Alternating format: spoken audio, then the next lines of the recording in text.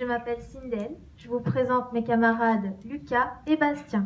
Nous sommes des élèves au collège Fond de Fiole à Sifour-les-Plages et nous allons aujourd'hui vous présenter notre projet « Voir au-delà des ports ». Depuis la classe de 5e, nous travaillons sur un projet en partenariat avec Ifremer. Et notre problématique en 2018, c'était comment sensibiliser le grand public à l'impact de l'urbanisation des ports sur la vie sous-marine. Et ce travail a été présenté au concours C'est Génial 2018.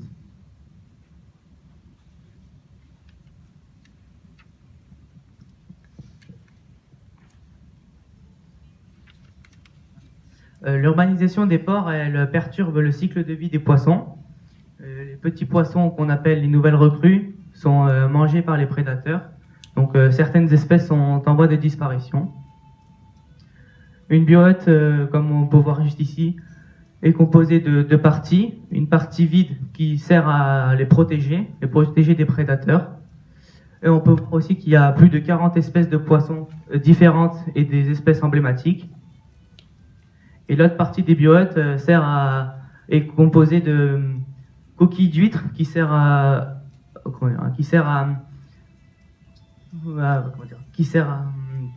faire venir les micro-organismes pour faire manger les petits poissons.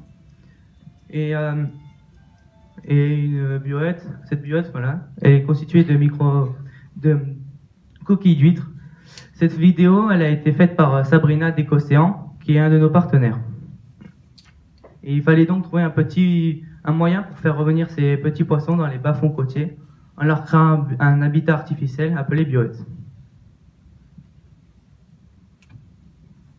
Notre premier travail a été de mettre nos idées en commun, d'où un brainstorming. Donc nos choix ont été de vérifier que l'environnement soit sain et propice au développement des nouvelles recrues, créer un panneau de présentation, fabriquer un support et créer un site internet consultable à partir d'un flashcode. Nous avons pris comme base de notre borne une vraie biohut afin d'interpeller le public.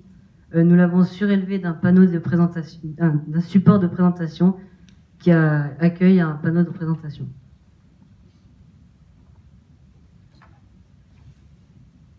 Sur ce panneau de présentation, on y trouve un texte explicatif, un lien URL et un QR code qui permettent d'accéder au site, les logos de nos partenaires, une bulle d'accroche et notre logo.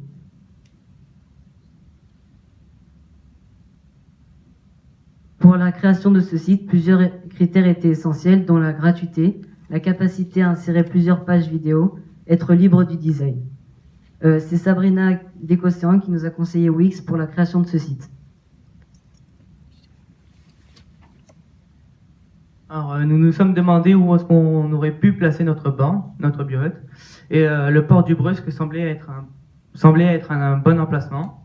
Lors de notre visite à la capitainerie, le directeur nous a conseillé de la placer à l'embarcadère du Sainte-Pierre, car c'est l'embarcadère pour les îles des Ambiers, et il nous a dit que c'était possible, mais seulement avec l'autorisation de la métropole.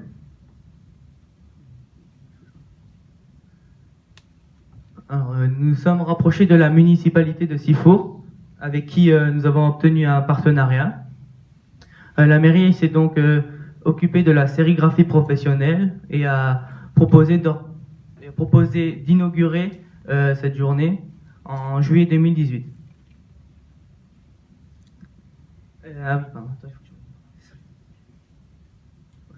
Lors de cette journée, l'Institut océanographique Paul Ricard était présent et a été fortement intéressé par notre projet. C'est pourquoi ils ont décidé de nous recontacter en septembre 2018. Alors, en juin 2018, nous avons eu envie d'améliorer notre borne en la rendant plus accessible et interactive, en créant plusieurs exemplaires, et nous avons décidé de poursuivre ce projet en 3e. Lors de cette nouvelle année, nous avons choisi une nouvelle problématique qui est la suivante. Comment transformer une borne informative en une borne interactive et autonome ? Nous avons fait des recherches sur ces différentes bornes interactives pour comprendre leur fonctionnement et leurs tarifs. Nous avons formulé des demandes à diverses entreprises Mais nous n'avons eu aucune réponse et au vu des tarifs excessifs, nous avons décidé d'abandonner l'idée. Nous avons réalisé un brainstorming afin de mettre nos idées en commun. Cela a mené à créer une borne interactive et autonome. Voici quelques idées que nous avions eues. La connexion et les panneaux solaires pour la tablette et l'étanchéité comme un film plastique tactile pour le support. Nos choix ont été de prendre une tablette du collège, puis rechercher l'énergie nécessaire pour l'alimenter. Nous avons ensuite estimé la puissance des systèmes photovoltaïques et nous avons fait en parallèle des recherches sur des batteries externes solaires. Puis nous avons modélisé la borne pour fabriquer le support et nous avons modifié et amélioré le site pour une lecture sur tablette.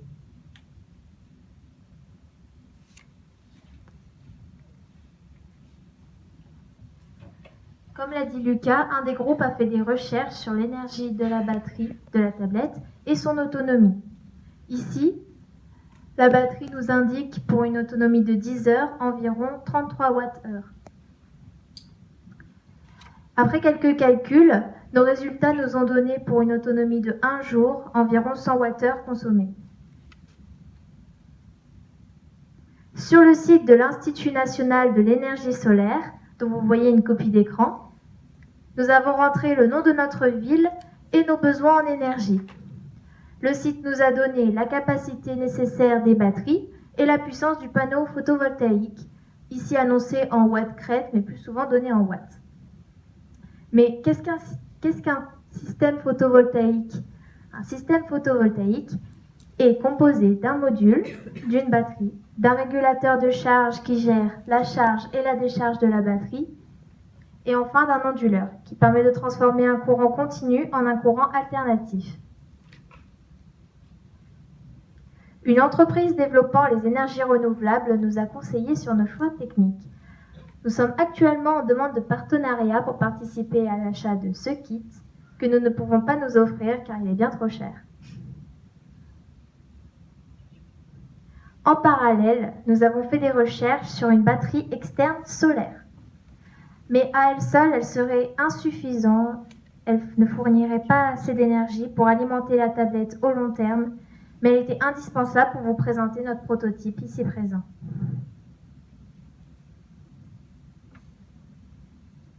Voici le croquis de la borne tel que nous l'avions imaginé, avec le support accompagné d'une tablette et d'une biote située en dessous.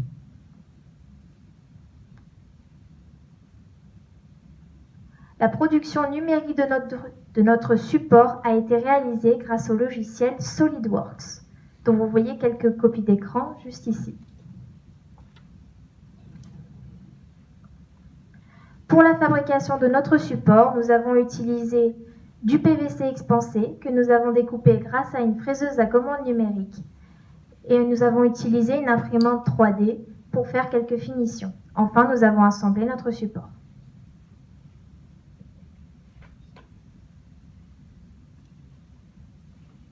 Afin d'informer au mieux les actions d'information pour la réhabilitation écologique pour le port du Brusque, Aurélie Vion de l'Institut océanographique Paul Ricard est venue nous présenter le programme StarLab qui décline plusieurs axes d'intervention. La biote est un des éléments de restauration écologique dans la lagune du Brusque avec la plantation de cymodocées et d'autres actions d'information comme la création d'un questionnaire et un recueil de réponses en mai prochain sont prévus avec ce partenaire.